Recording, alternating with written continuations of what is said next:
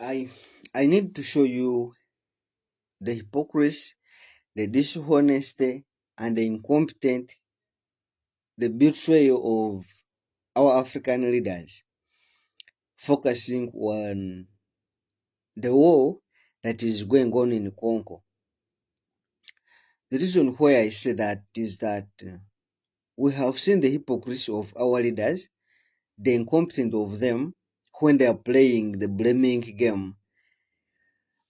In this war, it's very clear that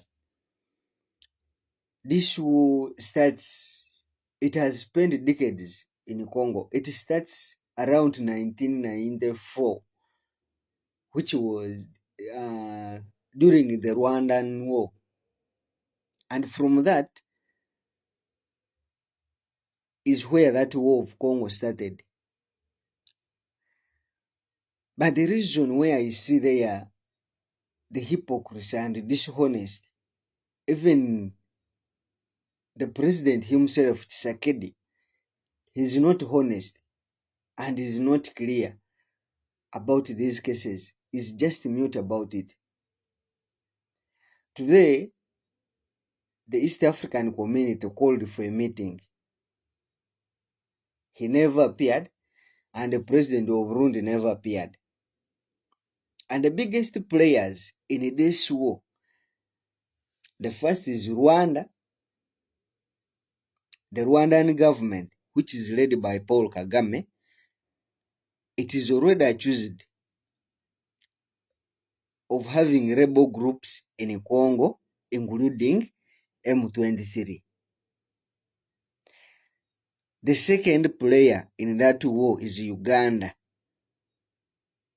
which is led by Museveni. And also they are being accused of supporting rebels in Congo, pinning Uganda with M23. The third player is Burundi, which is led by Everest.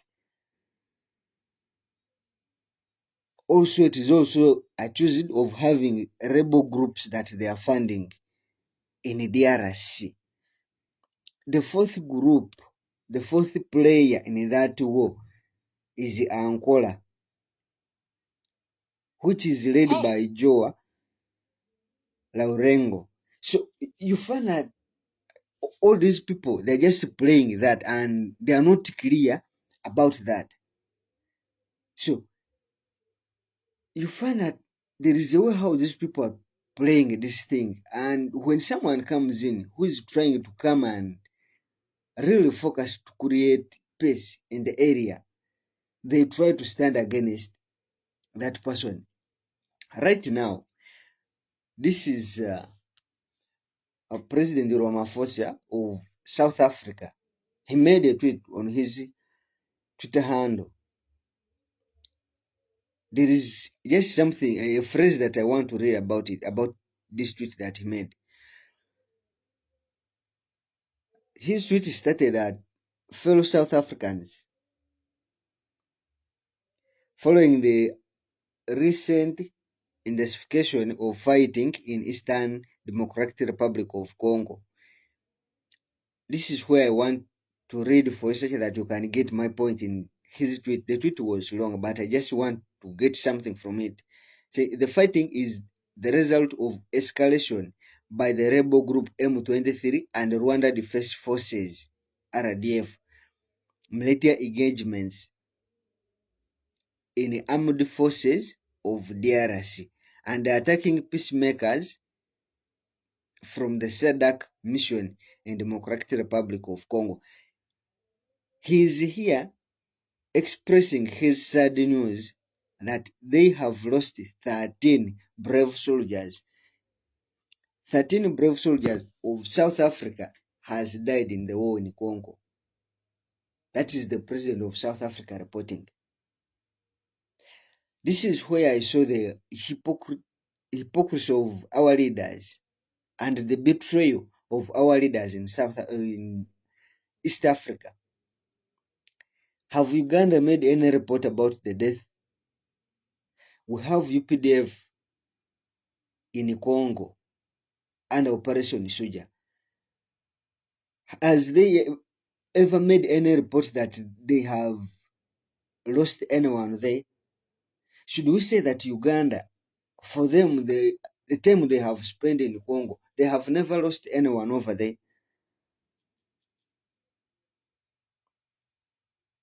Following this tweet, Kagame came and quoted this tweet.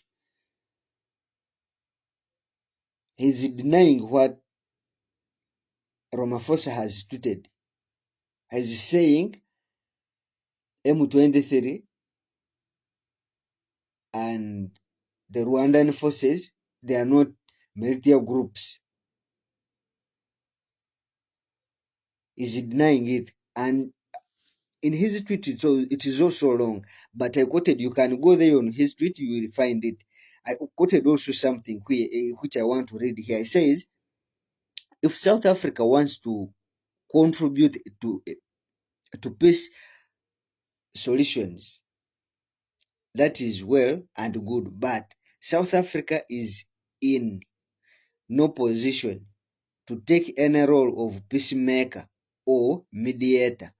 And if South Africa prefers confrontation, Rwanda will deal with the matter in that context any day. This is a strong message and this is a strong warning coming from Rwanda.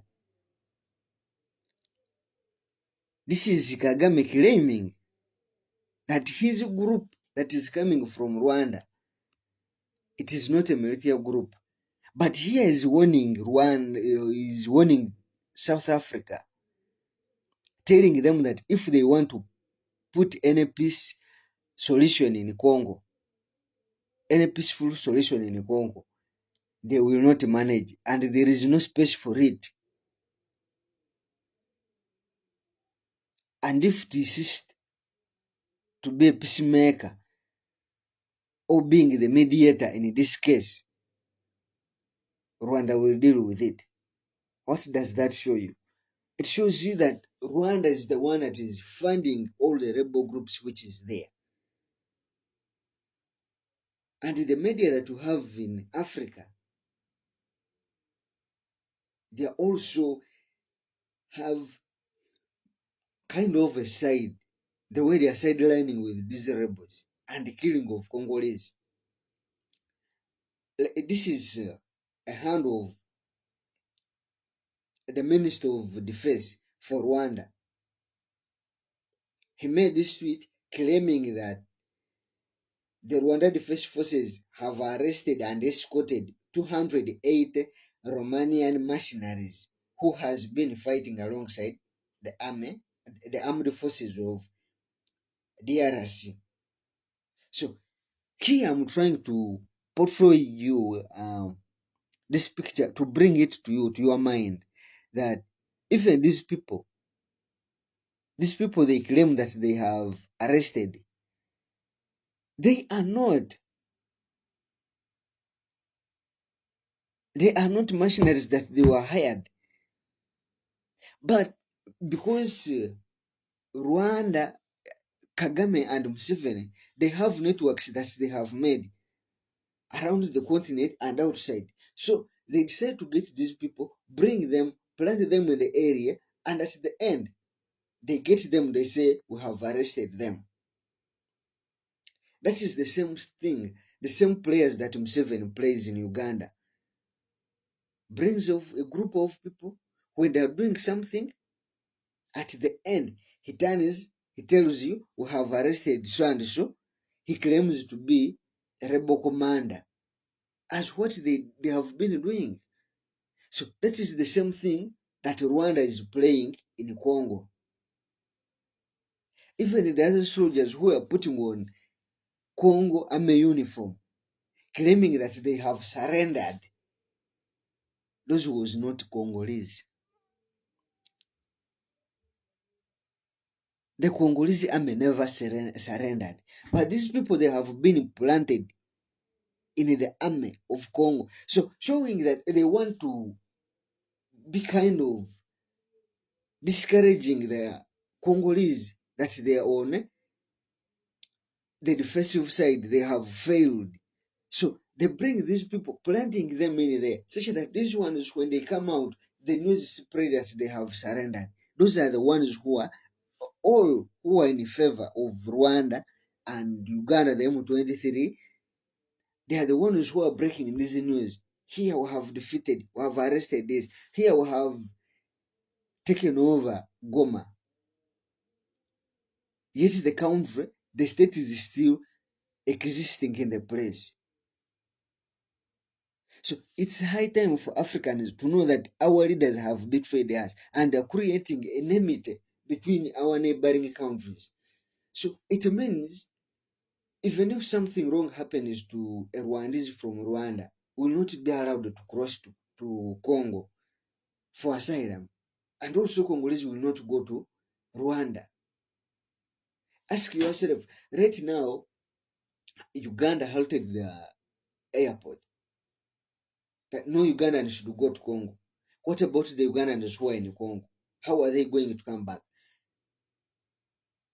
And the regime of Museveni doesn't care about the people who are in Congo, because they would have make a plan to make sure let's remove our citizens from there.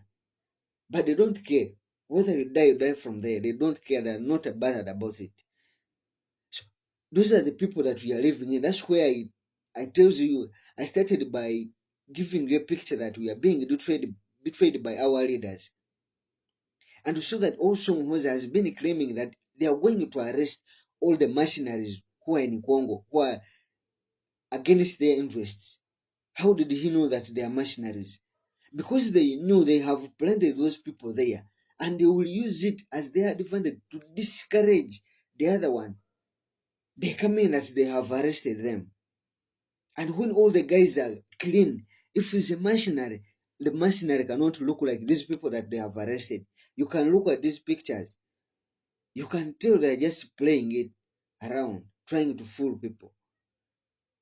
So this is a high time to wake up, just to know that there is no one who can fight this fight, but it's you. And it is the same thing which is going to happen here in Uganda. I've been saying this. It is going to happen here in Uganda. These Tutsi in Congo, they started the system by claiming that they are claiming their rights. That is the same thing which Gashumba and the group they are doing in Uganda. So it is high time for Ugandans to wake up and seize this before it is too late.